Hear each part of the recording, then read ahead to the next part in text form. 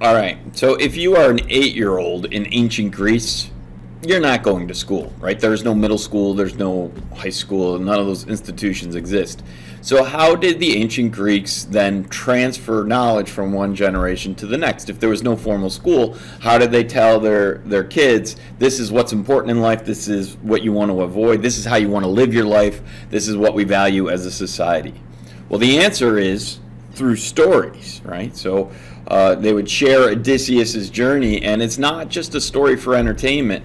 This is an education.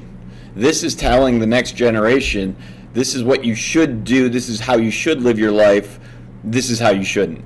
And Odysseus's journey is just part of their education. This is school for an 8-year-old in ancient Greece, right? Like, know Odysseus's story and learn from it.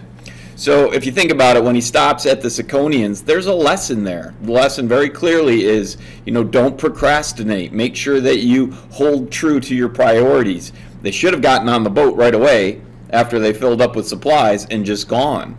But they were lazy. They put things off. They partied on the beach. And as a result, the incoming army then was able to decimate them, right? There's a lesson.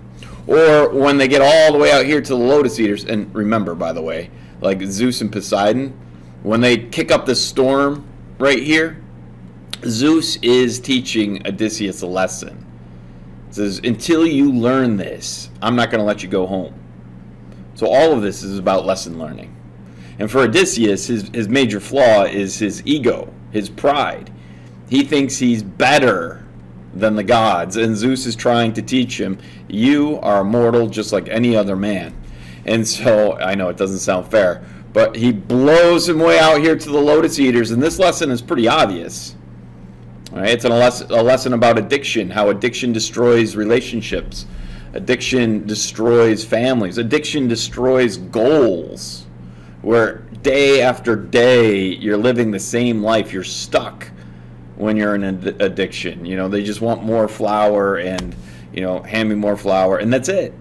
That's the entirety of their existence. It's a cruel way to be tortured if they fall into the trap, because that's worse than death, right? That's like a living death. Day after day of the same thing, not being able to have what's important to them. A wife at home, a child who's growing up without a dad. Well, Odysseus escapes that, and today we're going here, the next stop. This is probably the most famous of all the stops on Odysseus' journey. My guess is you've already heard of this. So, check this out. Living in ancient Greece, you never would have seen an elephant. Right? Elephants don't live in Greece. They live in Asia. They live in Africa. They're very far away from Greece. But imagine that someday somebody from far away brings you the skull of an elephant.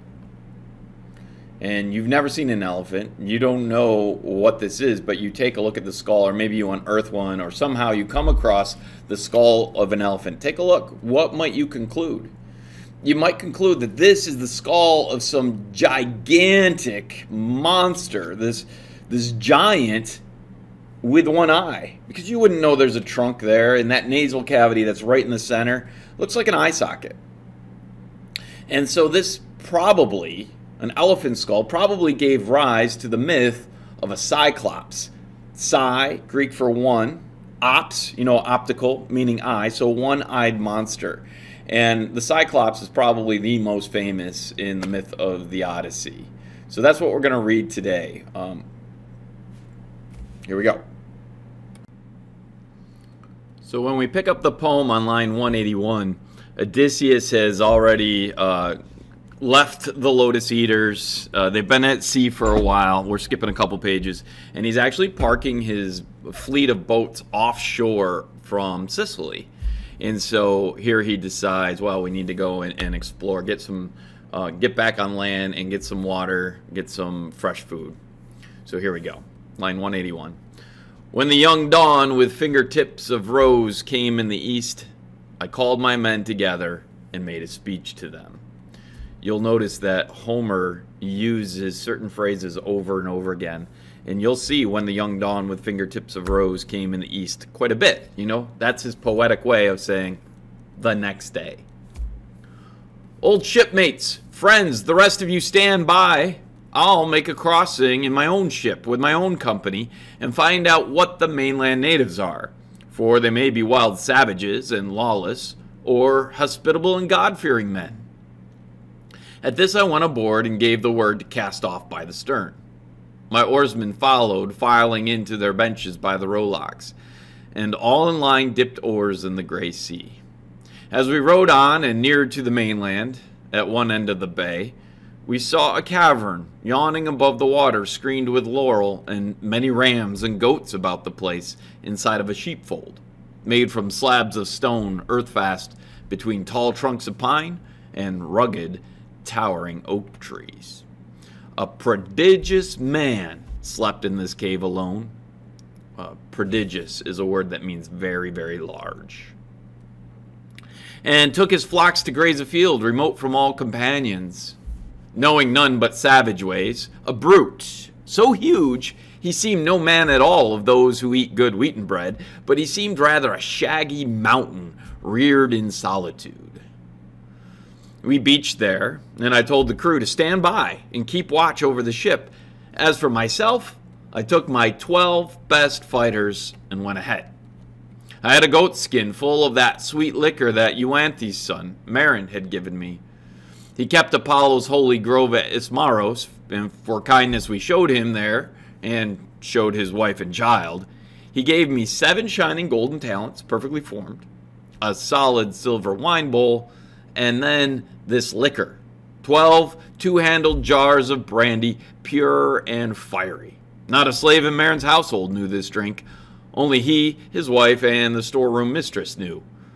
And they would put 1 cupful, ruby-colored, honey smooth, in 20 more of water, but still the sweet scent hovered like a fume over the wine bowl. No man turned away when cups of this came round. So there actually is some historical evidence that the super wine that you had to dilute in order to even be able to drink it was a thing. It actually existed, that they had developed this fermentation process to create this super powerful wine. And it makes sense to use that as a trading tool, right? So you're not going to drink that out on the high seas, clearly, but you could bring it ashore and trade it for something you actually need. A wineskin full I brought along, and victuals in a bag, victuals like granola bars. For in my bones I knew some towering brute would be upon us soon, all outward power, a wild man, ignorant of civility. We climbed then, briskly to the cave, but Cyclops had gone afield to pasture his fat sheep. So we looked around at everything inside, a drying rack that sagged with cheeses, pens crowded with lambs and kids, each in its class, firstlings apart from middlings, and the dewdrops, or newborn lambkins, penned apart from both. And vessels full of whey were brimming there, bowls of earthenware and pails for milking. My men came pressing around me, pleading, why not take these cheeses, get them stowed, come back, throw open all the pens, and make a run for it?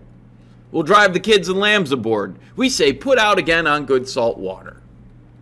Ah, how sound that was. It is a good idea, right? Like, take what you need, take the cheese, take the goats, basically steal them, get them on the boat, and go. This was the same lesson from the Ciconians. They should just have taken the stuff and went. But remember, Odysseus has an ego issue. He's got a pride issue. And right here he says, yeah, it's a good idea, yet I refused. I wish to see the caveman. Curiosity killed the cat, right? I wish to see this prodigious man who lived in this cave, what he had to offer. No pretty sight, it turned out, for my friends. So we lit a fire, burnt an offering, and took some cheese to eat, and then sat in silence around the embers, waiting. And when he came, he had a load of dry boughs on his shoulder to stoke his fire at supper time. He dumped it with a great crash into that hollow cave, and we all scattered fast to the far wall. Then over the broad cavern floor he ushered the ewes he meant to milk. He left his rams and he-goats in the yard outside, and swung high overhead a slab of solid rock to close the cave. 24 four-wheeled wagons with heaving wagon teams could not have stirred the tonnage of that rock from where he wedged it over the door sill. Next, he took his seat and milked his bleeding ewes. Practice job he made of it, giving each ewe her suckling, thickened his milk, and then into curds and whey, sieved out the curds to drip in withy baskets, and poured the whey to stand in bowls, cooling until he drank it for his supper. When all these chores were done, he poked the fire, heaping on brushwood. In the glare, he saw us. "Strangers," he said, "who are you, and where from? What brings you here by seaways? A fair traffic, or are you wandering rogues who cast your lives like dice and ravage other folk by sea?" We felt a pressure on our hearts, in dread of that deep rumble and that mighty man, but all the same I spoke up in reply. "We are from Troy, Achaeans, blown off course by shifting gales on the great South Sea, homeward bound, but taking routes and ways uncommon, so the will of Zeus would have it. We served under Agamemnon, son of Atreus. The whole world knows what city he laid waste, what armies he destroyed. Troy. In case you didn't know, it's Troy. It was our luck to come here. Here we stand, beholden for your help, or any gifts you give, as custom is to honor strangers. We would entreat you, great sir, have a care for the gods' courtesy. Zeus will avenge the unoffending guest." Now don't miss this. What Odysseus does is he throws a subtle threat at this Cyclops. Everybody knows you got to treat a guest who's not trying to cause you any harm. You got to treat him well, or karma, or Zeus, or however you want to put it, is going to get you back. So treat us well. Well, here's how the Cyclops answered. He answered this from his brute chest, unmoved. "You are a ninny, or else you come from the other end of nowhere telling me, mind the gods. We Cyclops care not a whistle for your thundering Zeus, or all the gods in bliss. We have more force by far. I would not let you go for fear of Zeus, you or your friends, unless I had a whim to. Tell me, where was it now you left your ship? Around the point? Or down the shore, I wonder?" He thought he'd find out, but I saw through this, and I answered with a ready lie. "My ship? What ship? Poseidon, Lord, who sets the earth a-tremble, broke it up on the rocks at your land's end. A wind from seaward served him, drove us there. We are survivors, these good men and I." Neither reply nor pity came from him, but in one stride he clutched at my companions and caught two in his hands like squirming puppies to beat their brains out, spattering the floor. Then he dismembered them and made his meal, gaping and crunching like a mountain lion. Everything, innards, flesh, and marrow bones.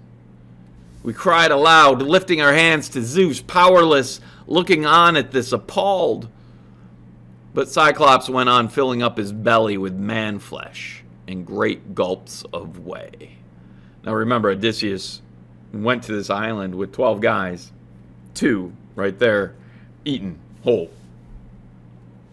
Popped into the Cyclops' mouth like, you know, like a handful of raisins or something. I don't know. I want to show you this, though. Homer is given credit for inventing a literary device that we still use today. When you're discussing mythology, you're discussing things that people have never seen before, right? Who has ever seen a giant one-eyed monster eat people? Don't raise your hand. You haven't seen it. So in order to give a vision of what that might look like, Homer invented the simile. We can't find examples of the simile anywhere before Homer's writings. That he invented this technique of comparing one thing is like another. And here he's comparing these men being held by the Cyclops like squirming puppies. All right, let's keep going. Then he lay down like a mast among his sheep. My heart beat high now at the chance of action, and drawing the sharp sword from my hip, I went along his flank to stab him where the midriff holds the liver. I touched the spot when sudden fear stayed me. If I killed him, we perished there as well, for we could never move his ponderous doorway slab aside. So we were left to groan and wait for morning. When the young dawn with fingertips of rose lit up the world, the Cyclops built a fire and milked his handsome ewes, all in due order, putting the sucklings to the mothers. And then his chores being all dispatched, he caught another brace of men to make his breakfast. A brace is two, so that's 4 guys who have been eaten. And he whisked away his great door slab to let his sheep go through, but he, behind, reset the stone as one would cap a quiver. There was a din of whistling as the Cyclops rounded his flock to higher ground, and then stillness. And now I pondered how to hurt him worse, if but Athena granted what I prayed for.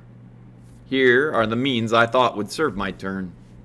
A club or staff lay there along the fold, an olive tree felled green and left to season for Cyclops' hand. And it was like a mast, a lugger of 20 oars, broad in the beam, a deep seagoing craft might carry. So long, so big around it seemed. And now I chopped out a 6-foot section of this pole and set it down before my men, who scraped it. And when they had it smooth, I hewed again to make a stake with pointed end. I held this in the fire's heart and turned it, toughening it, and then I hid it well back in the cavern under one of the dung piles in profusion there. Good plan, by the way. If you want to hide anything, hide it under a big pile of poop. Nobody will look for it. Now came the time to toss for it. Who ventured along with me? Whose hand could bear to thrust and grind that spike in Cyclops' eye when mild sleep had mastered him? As luck would have it, the men I would have chosen won the toss. 4 strong men, and I made 5 as captain. At evening came the shepherd with his flock, his woolly flock. The rams as well this time entered the cave. By some sheep-herding whim or a god's bidding, none were left outside. He hefted his great boulder into place and sat him down to milk the bleeding ewes in proper order, put the lambs to suck, and swiftly ran through all of his evening chores. Then he caught 2 more men and feasted on them. 6 altogether. My moment was at hand, and I went forward holding an ivy bowl of my dark drink. Remember the super wine? Looking up, saying, "Cyclops, try some wine. Here's liquor to wash down your scraps of men. Taste it and see the kind of drink we carried under our planks. I meant it for an offering if you would help us home, but you are mad, unbearable, a bloody monster. After this, will any other traveler come to see you?" He seized and drained the bowl, and it went down so fiery and smooth, he called for more. "Give me another, thank you kindly. Tell me, how are you called? I'll make a gift will please you. Even Cyclops know the wine grapes grow out of grassland and loam in heaven's rain. But here's a bit of nectar and ambrosia." 3 bowls I brought him, and he poured them down. I saw the fuddle and flush come over him, and then I sang out in cordial tones, "Cyclops, you ask my honorable name? Remember the gift you promised me, and I shall tell you. My name is Nobody. Mother, father, and friends, everyone calls me Nobody." And he said, "Nobody's my meat, then, after I eat his friends. Others come first. There's a noble gift now." Right, so some gift. I'll eat you last. thanks for the wine. I'll eat you last. Now, even as he spoke, he reeled and tumbled backward, his great head lolling to one side, and sleep took him like any creature. Drunk, hiccuping, he dribbled streams of liquor and bits of men. Now, by the gods, I drove my big handspike deep in the embers, charring it again, and cheered my men along with battle talk to keep their courage up. No quitting now. The pike of olive, green though it had been, reddened and glowed as if about to catch. I drew it from the coals, and my 4 fellows gave me a hand, lugging it near the Cyclops, as more than natural force nerved them. Straight forward they sprinted, lifted it, and rammed it deep in his crater eye. And I leaned on it, turning it as a shipwright turns a drill in planking, having men below to swing the 2-handled strap that spins it in the groove. So with our brand, we bored that great eye socket while blood ran out around the red-hot bar. Eyelid and lash were seared, the pierced ball hissed broiling, and the roots popped. Remember what I said about the Homeric simile, right? Something you've never seen being compared to something everybody's seen, so you get an idea of what it's like. Here you go. In a smithy, one sees a white-hot axe head or an adze plunged and wrung in a cold tub, screeching steam, the way they make soft iron hail and hard. Right? We've all seen that. Hot metal dipped in cold water, and it goes just so that eyeball hissed around the spike. Nice. That's the Homeric simile. This device Homer invented to describe mythical things, and we'll see more of them. The Cyclops bellowed, and the rock roared round him, and we fell back in fear. Clawing his face, he tugged the bloody spike out of his eye, threw it away, and his wild hands went groping. And then he set up a howl for Cyclopses who lived in caves on windy peaks nearby. Some heard him, and they came by diverse ways to clump around outside and call, "What ails you, Polyphemus? Why do you cry so sore in the starry night? You will not let us sleep. Sure, no man's driving off your flock. No man has tricked you or ruined you." Out of the cave, the mammoth Polyphemus roared in answer, "Nobody! Nobody's tricked me! Nobody's ruined me!" Oh, Odysseus and his mind games. Right? Nobody's tricked me. Of course, Polyphemus, the Cyclops, thinks Odysseus' name is Nobody. So it makes sense to him. But the other Cyclopses say, well, if nobody has played you foul there in your lonely bed, we are no use in pain given by great Zeus. Let it be your father, Poseidon Lord, to whom you pray. Oh, wait, let it be your father, Poseidon. Oh no, oh no. Listen, we already know Odysseus is in Poseidon's doghouse for taking credit for the Trojan War. Now we find out that Odysseus has just poked out the eyeball of one of Poseidon's sons. You know, he's gonna Cyclops is gonna be home, come home and be like, "Dad, you know, on the playground, Odysseus poked out my eye. Go get him." Oh well, I guess he was already on his bad side.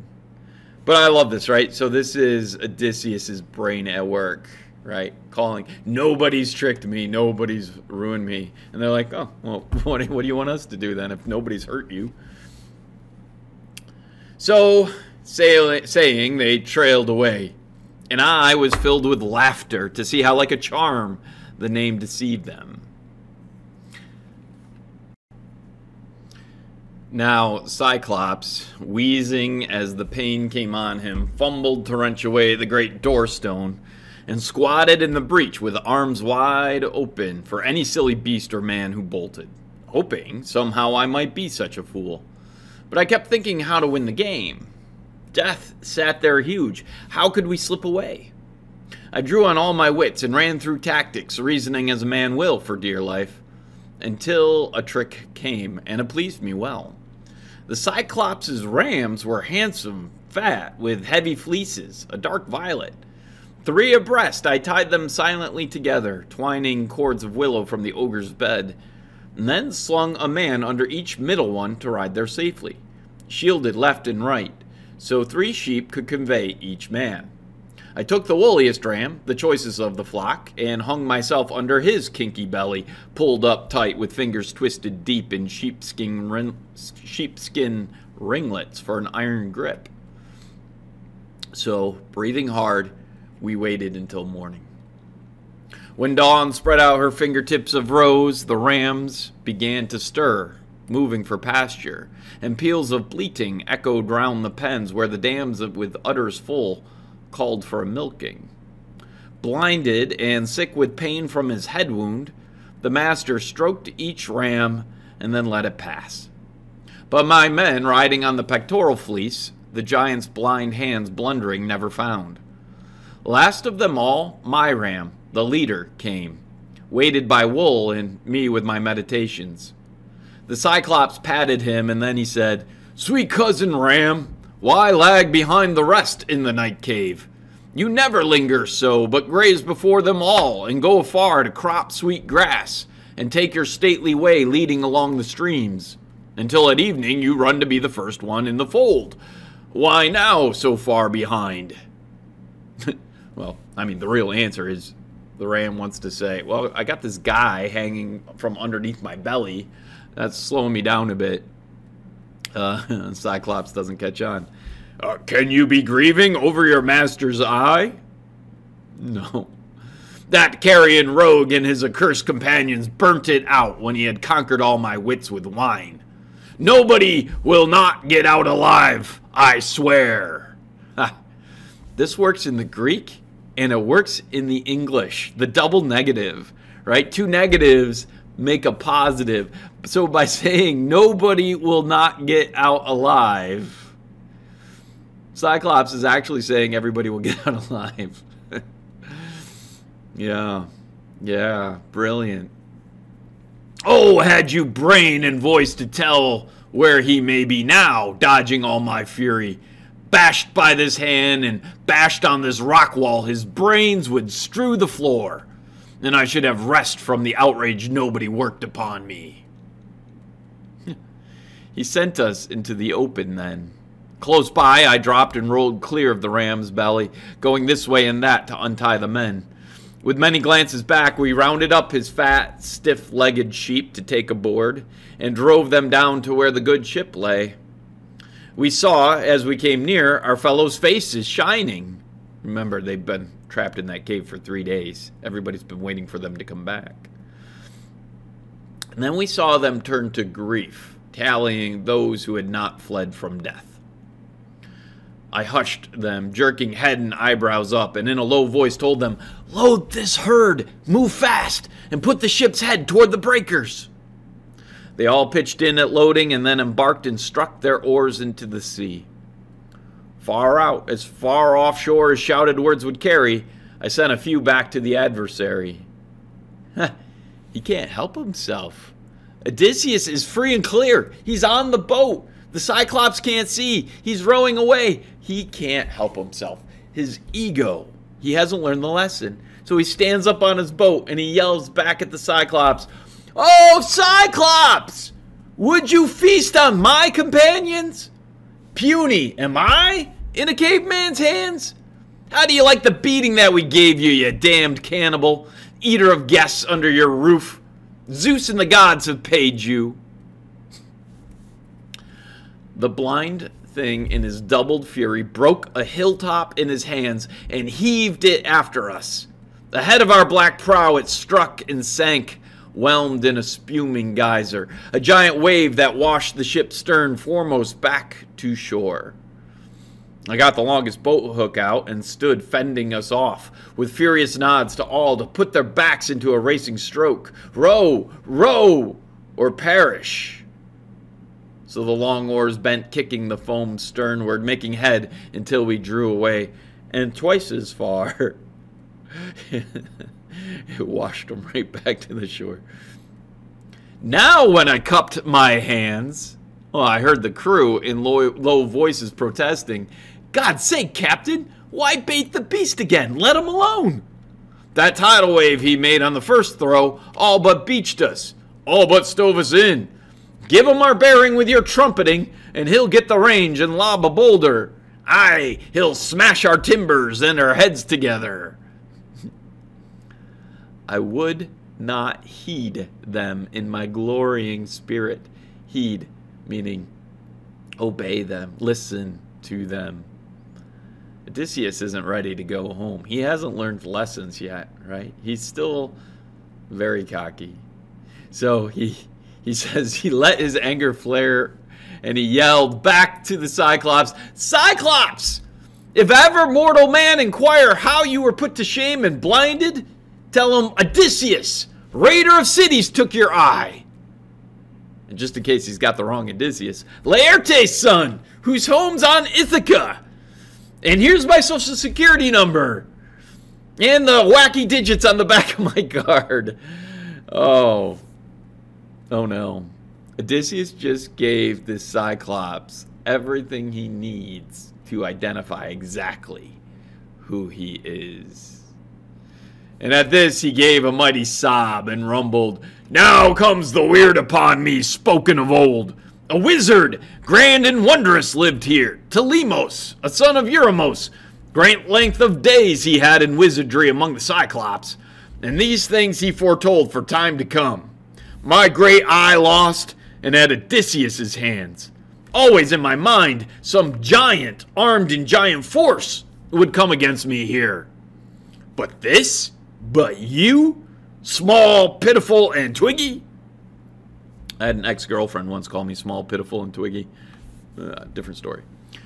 You put me down with wine. You blinded me. Come back, Odysseus, and I'll treat you well, praying the god of earthquake to befriend you. His son I am. Oh, by the way, god of earthquake, same dude as god of the sea. So Poseidon is also known as the god of the earthquake. For he, by his avowal, fathered me, and he will... If he will, he may heal me of this black wound. He and no other of all the happy gods or mortal men. A few words I shouted in reply to him. If I could take your life, I would, and take your time away, and hurl you down to hell. The god of earthquake could not heal you there.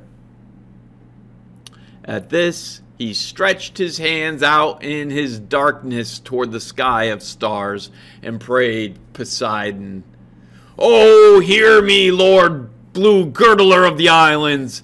If I am thine indeed, and thou art father, grant that Odysseus, raider of cities, never see his home. Just to make sure we got the right Odysseus. Laertes' son, I mean, who kept his hall on Ithaca. Should destiny intend that he shall see his roof again among his family and his fatherland, far be that day, and dark the years between. Let him lose all companions, and return under strange sail to bitter days at home. In these words he prayed, and the god Poseidon heard him. Well, there you got it, right? There you have it. So Poseidon is doubling down now on cursing Odysseus to not let him get home. Or if he does, he will have lost everything when he returns. Now he laid hands upon a bigger stone and wheeled around Titanic for the cast to let it fly in the black-prowed vessel's track, but it fell short, just aft the steering oar, and whelming seas rose giant above the stone to bear us onward toward the island. And there, as we ran in, we saw the squadron waiting, the trim ships drawn up side by side, and all our troubled friends who waited looking seaward. All right, and that's where we'll stop. This last page is just them meeting the rest of the fleet and telling them what happened. Okay, let's finish up 1 or 2 more minutes here with our Journey of Odysseus map. Okay, so we've got the Cyclops on our map right here. The Cyclops named Polyphemus, son of Poseidon. And we are actually getting closer to Ithaca, are we not? But let's go ahead and jump to number 4 here, and we'll add the Cyclops. Cy meaning one, you know, psych, and then ops meaning I. And let's see what happened here. So let's just summarize. They were trapped in the monster's cave, and Odysseus used his mind games, kind of like a Jedi, I guess, right? Couple ways. The nobody, I'm gonna put this on a new bullet. So the nobody trick, not telling him his real name. The stick in the eye, because he could have killed the Cyclops while the Cyclops was sleeping. He said that. But if they did that, then they would be stuck. They wouldn't be able to get out of the cave because only the Cyclops can move the stone. So by blinding the Cyclops, they were able to defeat him and still get out of the cave. The sheep escape. So they escape by riding underneath the sheep. So all of these is Odysseus outsmarting his enemy. That's his thing. He's the idea guy. But his ego, right? He taunts the Cyclops.